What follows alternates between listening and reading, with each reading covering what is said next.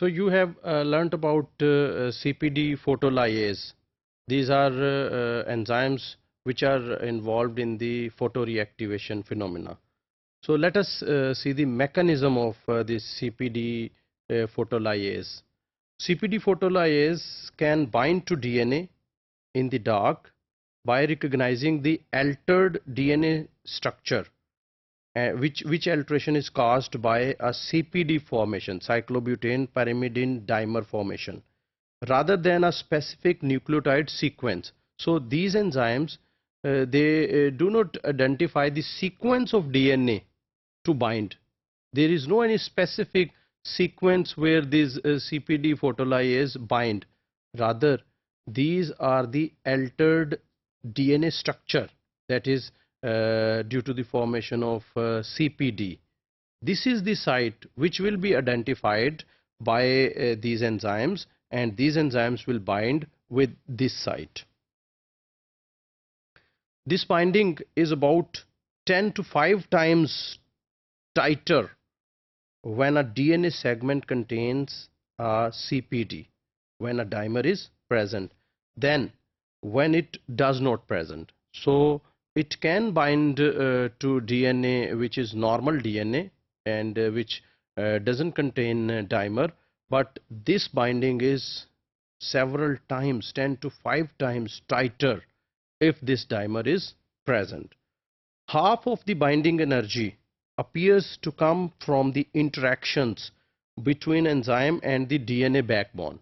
So some energy is required for binding the enzyme with the DNA backbone.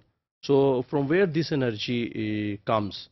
So half of this energy comes from the interaction between the enzyme and the DNA's backbone. The other half of the energy comes from the interaction between the FADH at the active site of the enzyme and the CPD. So the other half of this energy is provided by the interactions of FADH, which is present in the active site of the enzyme.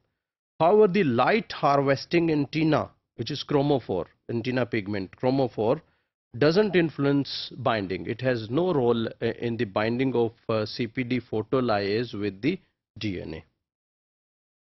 Once the enzyme DNA complex is formed, the CPD is flipped out of the DNA double helix and into the active site.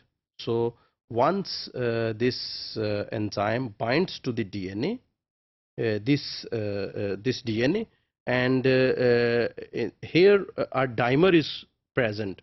So after this binding, this dimer flips out from the helix. This is helix of DNA. So it flips out from the helix and it comes out into the active site of CPD photolyase, into the active site, into the pocket of this enzyme.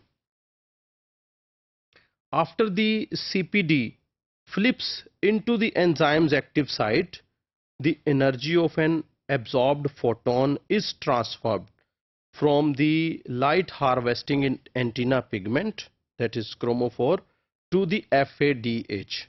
So once this dimer CPD, this flips into the active site of enzyme, the energy which is absorbed by the photoantenna pigment, that is transferred to FADH, which is present in the active site.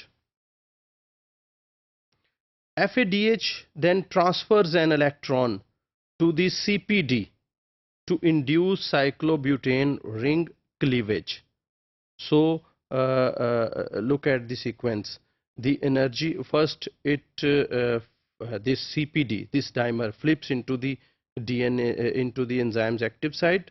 Then the energy absorbed by the chromophore, that is transferred to FADH, and then FADH transfers electrons to this dimer.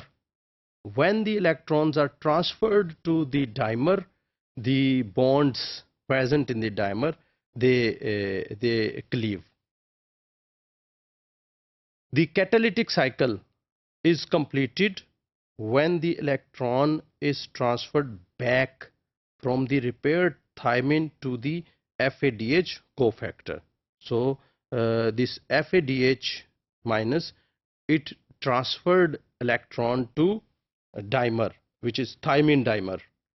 Okay, so after the breakage or cleavage of the bonds between these dimer, this electron is reversed to FADH. So here you can see this sequence of events. So this is FADH, and this is dimer on the DNA. This is DNA helix.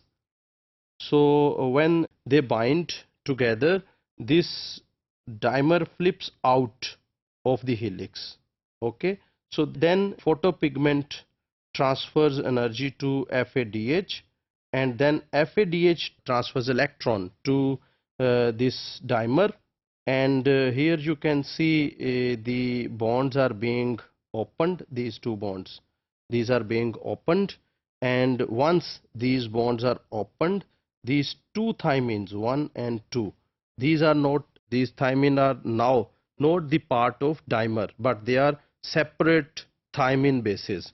So once they have been separated, the cyclobutane ring has been disrupted, the electron is reversed back to FADH, and this completes the sequence. So in this way, our dimer is changed into two thymines.